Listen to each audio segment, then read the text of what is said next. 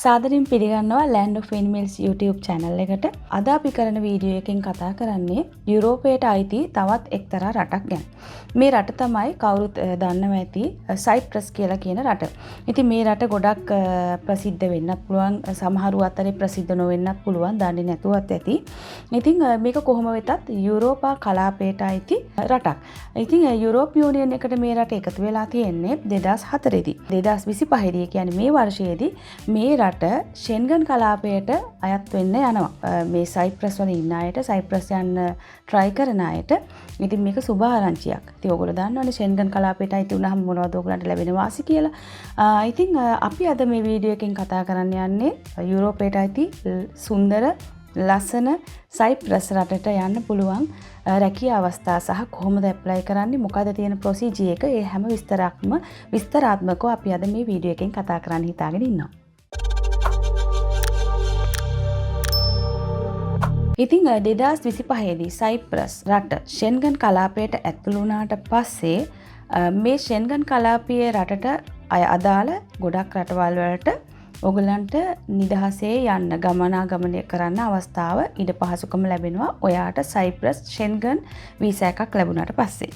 ඉතින් ඒ වගේම තමයි යම්කිසි කෙනෙක් යුරෝපයේ වෙනත් රටක ජොබ් එකක් හොයන්න හිතාගෙන ඉන්නවා නම්, ජොබ් එකක් කරන්න යන්න හිතාගෙන ඉන්නවා නම් ඔන්න ඒ ෂෙන්ගන් ID එක through ඔයාට වෙන රටවල් වලට ගිහිල්ලා ජොබ් එකක් හොයා ගැනීමේ අවස්ථාව තියෙනවා. නමුත් මේක ඉල්ලීගලි නෙමෙයි, ලීගලි ඔයාට පුළුවන් ඇප්ලයි කරලා ජොබ් එකක් හොයාගෙන ඔයාගේ වීසා එක චේන්ජ් කරගෙන අන්නේ ප්‍රොසීජර් එකට ගිහිල්ලා ඔයාට ඒ ජොබ් එකක්, අලුතෙන් ජොබ් එකක්, වෙනත් රටක ජොබ් එකක් හොයා ගැනීමේ පහසුව ඇති කරනවා මේ ෂෙන්ගන් කලාපයට අයිති වුණාට පස්සේ. 2025 වෙනකොට සයිප්‍රස් රාජ්‍ය 3%ක ආර්ථිකයකින් වැඩි වෙලා තියෙනවා. මේ එකම IT ක්ෂේත්‍රයේ 10%කින් වැඩි වෙලා තියෙනවා තාක්ෂණීය භාවිතයත් සමගම.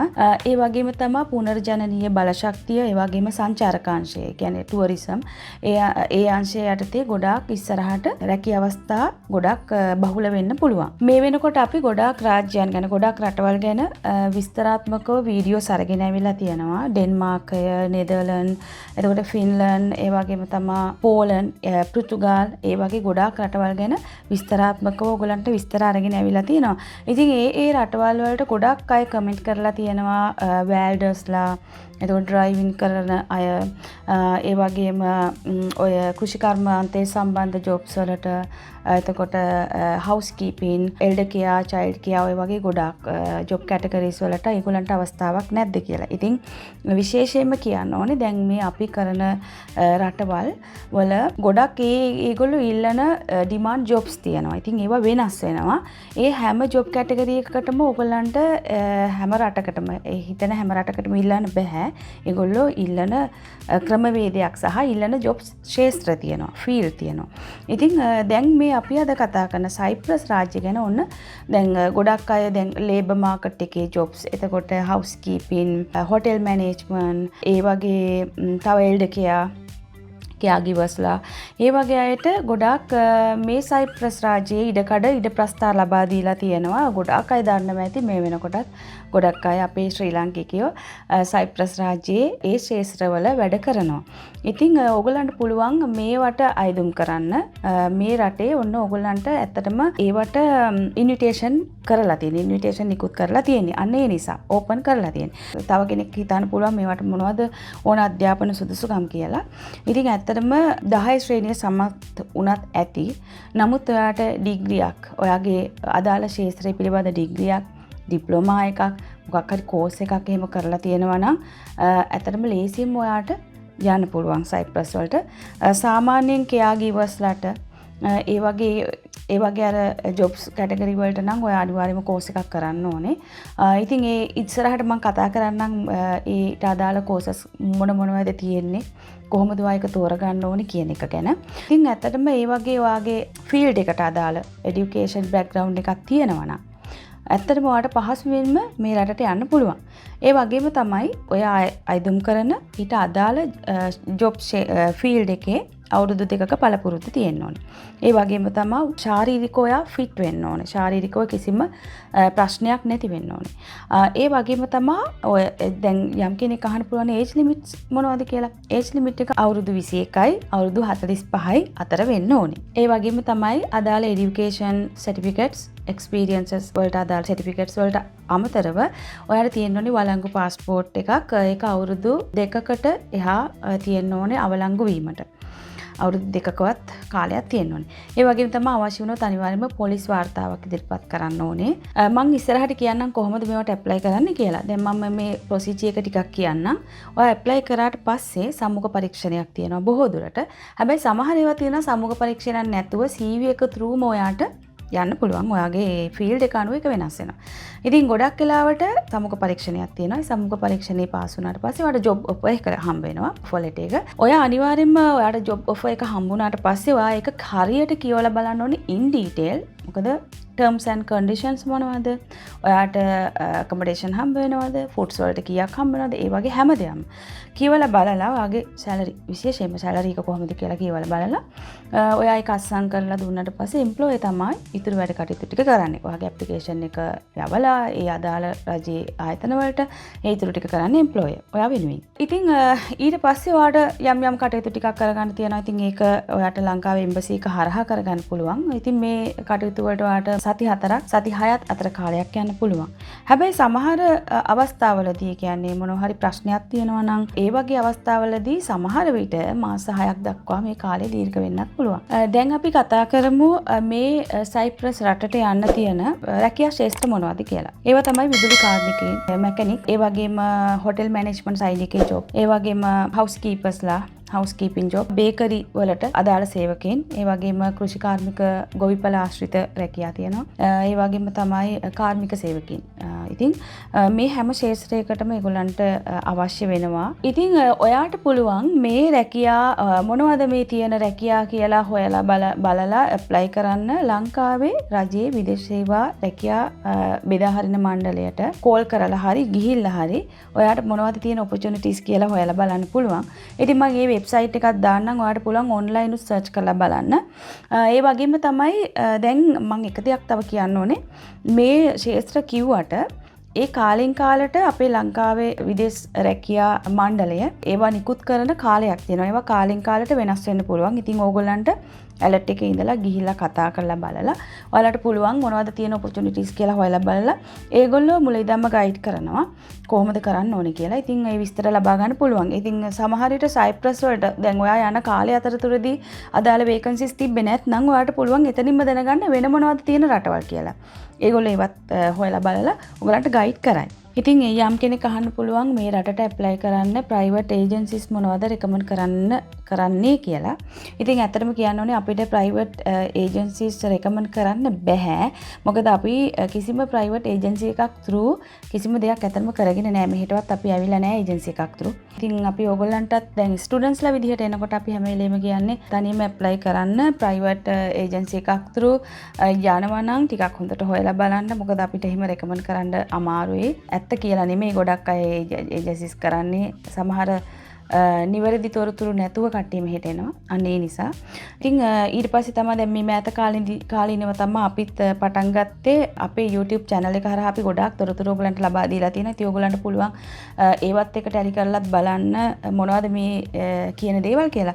ඉතින් ඒකත් එක්ක අපි හිතුවේ යම්කිසි කෙනෙකුට ස්ටුඩන්ට් කෙනෙක් විදිහට මෙහෙට එනවා නම් හරි යුරෝප් හරි රටකට එහෙම යනවා නම් ගයිඩන්ස් එකක් දෙන්න, හෙල්ප් කරන්න. ඉතින් ඒකට ඒජන්සි එකක් විදිහට නෙමෙයි ඇත්තටම සාධාරණ මුදලක් අපේ කාලේ වෙනුවෙන් අය කරලා ඉතින් ඒගොල්ලන්ට පොඩි ගයිඩ් එකක් දෙන්න. ඉතින් ඒ මිසක් ඇත්තටම අපි කිසිම විදිහකට ඒජන්සි එකක් රෙකමන්ඩ් කරන්න බෑ. නමුත් අපි ඉස්සරහට අපිට ට්‍රස්ට් වර්දි එක හැදිච්ච කම්පැනි එකක් through ස්ටුඩන්ට් වීසා සම්බන්ධ කටයුතු කරගෙන යන්න හිතාගෙන ඉන්නවා. ඉතින් ඒ ගැනත් අපි කියන්නම් ඔයගොල්ලන්ට. ඉතින් දැන් සයිප්‍රස් ගැන කතා කළොත් ඇත්තටම අපිට ඒජන්සි එක්ක ඇත්තටම කිසිම අත්දැකීමක් නැහැ. නමුත් විදේශ සේවා නීති කාර්යාංශයට සම්බන්ධව ඔයගලන්ට පුළුවන් ඒගොල්ලෝ හඳුන්වා දෙන ඒජන්සිස් තියෙනවා. ඒගොල්ලෝ රෙකමන්ඩ් කරන ඒජන්සිස් තියෙනවා. ඉතින් ඔයගලන්ට ඒ හරහා ගිහිල්ලා ඇප්ලයි කරන්න පුළුවන්. ඒ වගේ තමයි රජයේ යම්කිසි මුදලකට ඒජන්සිස් වලට වඩා අඩු මුදලකට ඔයාලට පුළුවන් ඒ වැඩේ කරගන්න. ලංකාවේ SLBFE ඒ වෙබ්සයිට් එකත් මම දාන්නම් පහළ ඩිස්ක්‍රිප්ෂන් බොක්ස් එකේ. ඔයාලට පුළුවන් ඒකට ගිහිල්ලාම කතා කරලා ඔක්කොම විස්තර in detail දැනගෙන ඒ process එකට enter වෙන්න. දැන් රටකට අයදුම් කරනකොට ඔක්කොටම තියෙන ප්‍රධානම issue එකක් තමයි මේ රටේට අදාළව මොනවද තියෙන salary maximum කීයද minimum කීයද කියන එක දැනගන්න ඕනේ. ඉතින් මේ සයිප්‍රස් රටට අදාළව අවම පැයට සාමාන්‍යයෙන් 5.50 6.50 යුරෝ ගෙවන්න ඕනේ. නමුත් මේක කම්පැනි එකකින් කම්පැනි එකට ඔයාගේ ශේත්‍රය අනුව වෙනස් වෙනවා. ඉතින් ඒක දැන් කම්කරු පැත්තේ ලේබර් මාකට් එකේ ජොබ් එකක් කරනවා නම් ඇත්තටම ටිකක් අඩු වෙන්න පුළුවන්. IT ශේත්‍රයේ ජොබ් එකක් කරනවා නම් ඊට වැඩි වෙන්න පුළුවන්. අන්න ඒ වගේ ඒක වෙනස් වෙනවා. දැන් උදාහරණයක් විදිහට ගත්තොත් ටුවරිසම් සයිඩ් එකේ ජොබ්ස් කරන අයට මාසෙකට යුරෝ 800ත් යුරෝ 1200ත් අතර වැටුපක් හිමි වෙන්න පුළුවන්. ඒ වගේම IT ශේත්‍රයේ ගත්තොත් මාසෙකට යුරෝ 2000ත් ඊට වැඩිය අඩු වෙන්න පුළුවන්. උපරිම යුරෝ 2000ත් ඒ වගේ. ඉතින් මේක කම්පැනි එකකින් කම්පැනි එකට වෙනස් වෙනවා. ඉතින් ගොඩක් අය හිතන්න පුළුවන් අයියෝ සැලරි අඩුයි. දැන් අපි කියලා තියෙනවානේ නෙදර්ලන්ඩ් වල සැලරි කොහොමද? ඒ වගේම පෝලන්ඩ් වල ඩෙන්මාර්ක් වල ඔය ගොඩක් අපි කතා කරලා තියෙනවානේ. ඒ හා සාපේක්ෂව මෙහි සැලරි අඩුයි නේද? එහෙම කියන්න පුළුවන්. ඔව්. අඩුයි. නමුත් ඕගලන්ට ලොකු වාසියක් තියෙනවා. මේක තමයි දැන් බොහෝ දුරට කම්පැනි එකකින් ඔයාට ලිවිං කොස්ට් එක. ඒ කියන්නේ ඔයාට ගෙදරට දෙනවා. ඉන්න තැනට ඇකොමඩේෂන් දෙනවා. ඒ වගේම තමයි ආහාර පාන වලට දෙනවා. එතකොට වගේ සෞඛ්‍ය පැත්තට බෙහෙත් හේත් වලට වියදම් කරනවා. ඉතින් ඇත්තටම මිනිස්සෙක්ට වියදම් වෙන වැඩිම ටික ඒගොල්ලෝ කවර් කරනවා. ඉතින් එතකොට ඔයාට ඇත්තටම ඔයාට ලැබෙන වැටුපෙන් යම්තාක් මුදලක් ඉතුරු කිරීමේ හැකියාව. ඇඳුම් පැළඳුම් ඒවා ගත්තට පස්සේ යම්තාක් මුදලක් ඉතුරු කිරීමේ හැකියාව තියෙනවා. ඉතින් එහෙම බලපුවාම ඇත්තටම යම්කිසි වාසියක් තියෙනවා. එහෙම නැත්නම් ඔයා දැන් මේක වැටුප් අඩුයි යම් කෙනෙක් හිතන්න පුළුවන් ඉතින් මේ වීඩියෝ එකෙන් ඇත්තටම අපි පෝස්ට් කරනවා මිනිස්සුන්ට යන්න මෙච්චර මේ වගේ අඩුයි ඇවිල්ලා දුක් විඳිනවා එහෙම කියලා. ඉතින් දැන් මම ඒ කාරණේට මම ඇත්තටම පිළිතුරක් දෙන්නම්. කිසිම රටක සාමාන්‍යයෙන් ඇත්තටම මුල් කාලය තුල සුන්දරත්වයක් නැහැ. සුන්දර නැහැ. කිසිම ජොබ් එකක් සුන්දර නැහැ. ඉතින් ලංකාවේ වුණත් අපි ඇත්තටම ටිකක් නිදහසේ ජොබ් එක කරන පිරිස වැඩිනේ.